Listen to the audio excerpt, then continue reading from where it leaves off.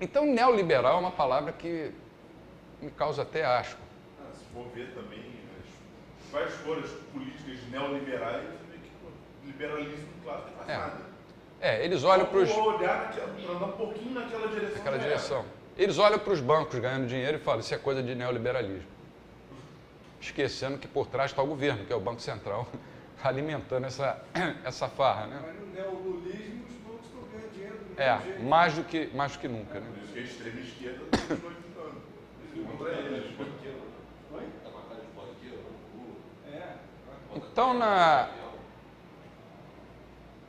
não é o mercado, ou não são os mercados que provocam os ciclos ou as depressões. É o contrário, é a intervenção do governo no mercado que gera o ciclo do crescimento insustentável, seguido na inevitável recessão. Como nós vimos ontem, quando mostramos aqui o PowerPoint do Roger Garrison, ele coloca sucintamente, a poupança nos dá um crescimento genuíno, a expansão do crédito, não lastreada em poupança, nos dá a expansão seguida da recessão. Aí ele está sendo, ao mesmo tempo, misesiano e hayekiano, está sendo austríaco.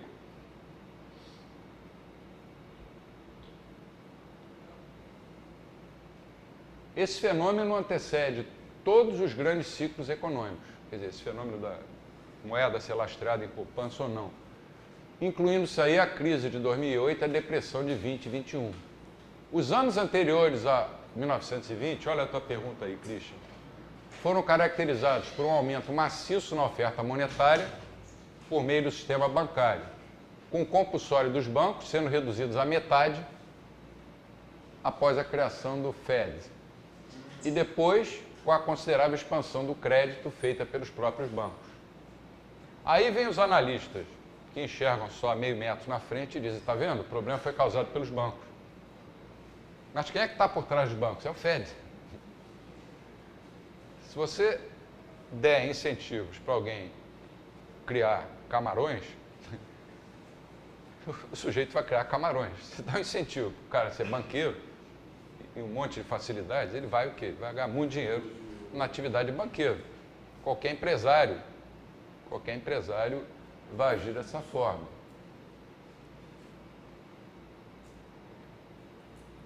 O total de depósitos bancários mais do que dobrou entre janeiro de 1914, quando o Fed foi inaugurado, e janeiro de 1920. Esse tipo de criação artificial de crédito é que gera, como nós vimos aqui em 2 aulas, os ciclos econômicos. O Fed também manteve a sua taxa de redesconto, que é a taxa que ele cobra para emprestar dinheiro aos bancos, né? Em um nível baixo durante toda a Primeira Guerra Mundial, de 14 a 18, e por um breve período depois dela. E só começou a adotar uma postura mais severa, mais contracionista, no final de 1919. Vale a pena vocês verem a palestra do Tom Woods. À luz dessa descrição da economia do pós-boom, podemos ver como são inúteis, até mesmo irrelevantes, são os esforços dos estímulos fiscais. Geralmente você tem um boom, é o que a teoria austríaca fala, e depois vem a depressão. O simples ato governamental de gastar dinheiro em projetos arbitrariamente escolhidos, pode ser por políticas industriais ou qualquer outro esquema, não ajuda em nada a corrigir os desequilíbrios que provocaram a crise, que são aquelas discrepâncias entre poupança e investimento e aquelas mais alocações intertemporais de recursos que a gente estudou ontem. Isso vale para qualquer crise. Não foi uma queda nos gastos de per se que causou todo o problema. Foi o descompasso entre, de um lado, o tipo de produção que a estrutura de capital foi erroneamente levada a empreender. Juros baixos, investimentos nos estágios de ordens mais elevadas. E do outro lado, o padrão da demanda do consumidor, que, como a gente viu ontem, é incapaz de sustentar a estrutura da produção da maneira como ela agora está, quer dizer, depois da indução artificial do crédito. Estímulos monetários também não são de nenhuma valia. Pelo contrário, eles só pioram o problema. Já em ação humana, o Mises compara uma economia sob a influência de uma expansão artificial do crédito, ao mestre de obras encarregado de construir uma casa, sendo que, sem que ele saiba, né, o mestre de obras, não há tijolos suficientes disponíveis para completar a casa. Quanto mais cedo ele descobrir esse erro, melhor. Quanto mais tempo ele insistir nesse projeto insustentável, mais recursos e mais tempo de trabalho vão ser irremediavelmente desperdiçados. Essa imagem do Mises é fantástica, né? Com isso, no final, todos vão ficar mais pobres, porque se consumiu capital a troco de nada. Capital incluindo tempo, né? Trabalho, esforço, tudo isso está dentro do conceito de capital austríaco. Então, o mestre de obras tem uma determinada quantidade de tijolos que ele não sabe que não vai dar para terminar a casa, mas ele insiste em terminar a casa. Ele só vai descobrir que não dá para terminar a casa quando os tijolos acabarem e estiverem faltando 2 ou 3 quartos para acabar a casa. Estímulos monetários meramente encorajam os empreendedores a continuarem empreendendo seus projetos insustentáveis. É como se, ao invés de alertarem o mestre de obras de que está faltando tijolo, os seus subordinados simplesmente escondessem dele esse fato. Ah, não deixa de saber não. Ludibriando a fim de adiar a inevitável descoberta da verdade. Tais medidas não fazem com que a derradeira recessão possa ser evitada. Olha as palavras do Mises. Tais medidas não fazem com que a derradeira recessão, agora traz isso para o mundo atual, possa ser evitada. Apenas tornam ela mais dolorosa. Se a gente fala isso por aí, vamos dizer, esses caras são apocalípticos. Mas está escrito. O Mises era um gênio, de uma lógica irrepreensível. A oferta monetária não deve ser aumentada. Pacotes de socorro a empresas. Quantos pacotes o governo Obama fez? E a Europa está fazendo? E o próprio Brasil, via bancos estatais, vem fazendo para se prevenir da crise externa.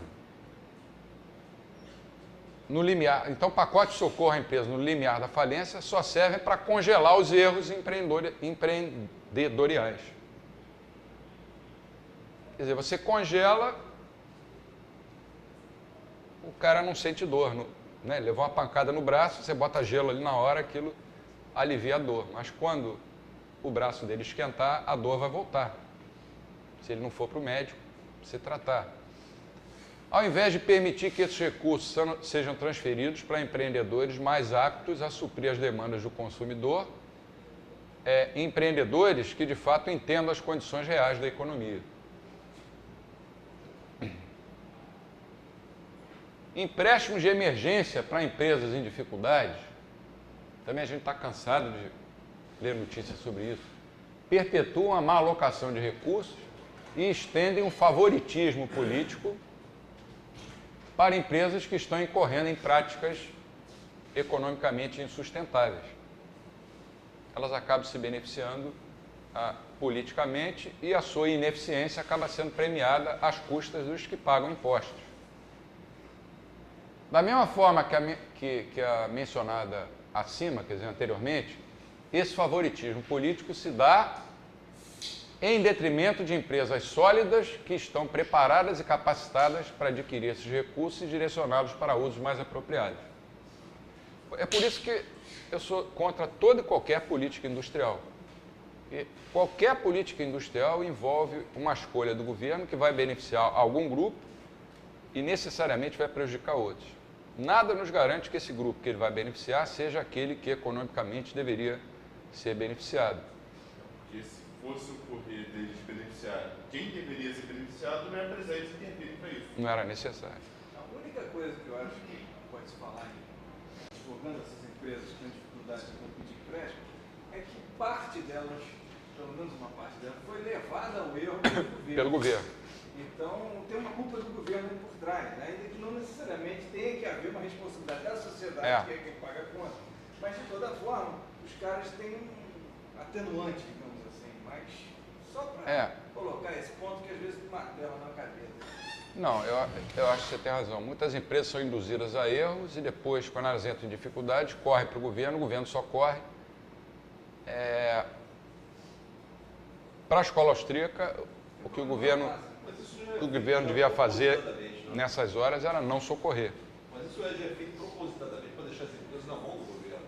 E é exatamente os políticos... Muitas vezes sim.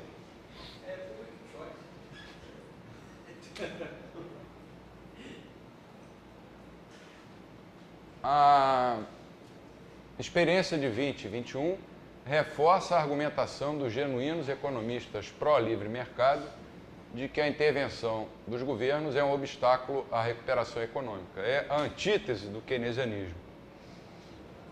Só que é uma tese antipática, né? Até para a maioria da população. A população acha que o governo tem o poder mágico de estalar os dedos e criar recursos. Quando, na realidade, o máximo que ele pode fazer é transferir recursos.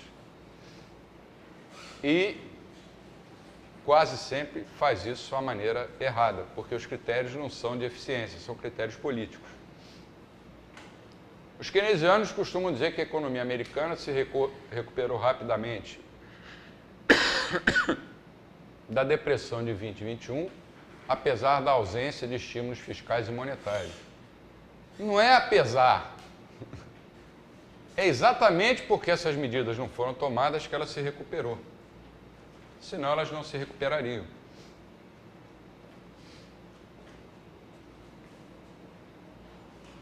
Então, tem esse artigo do Tom Woods,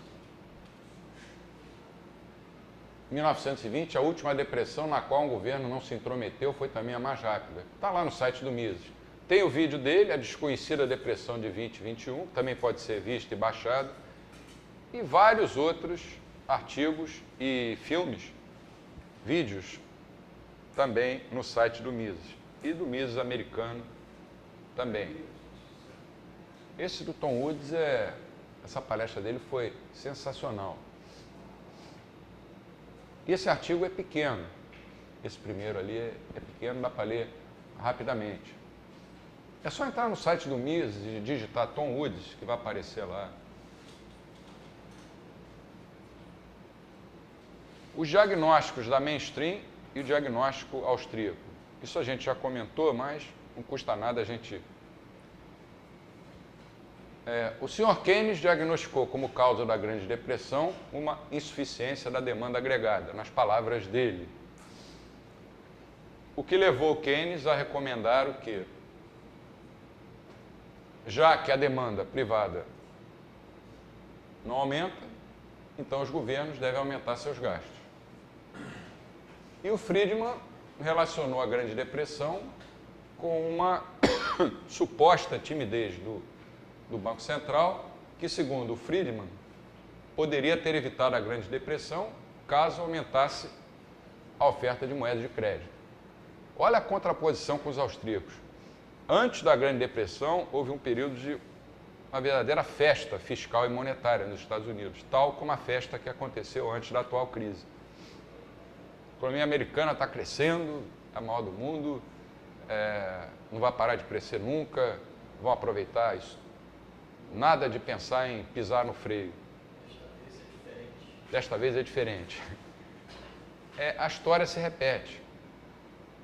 A história se repete e as pessoas não aprendem com a história.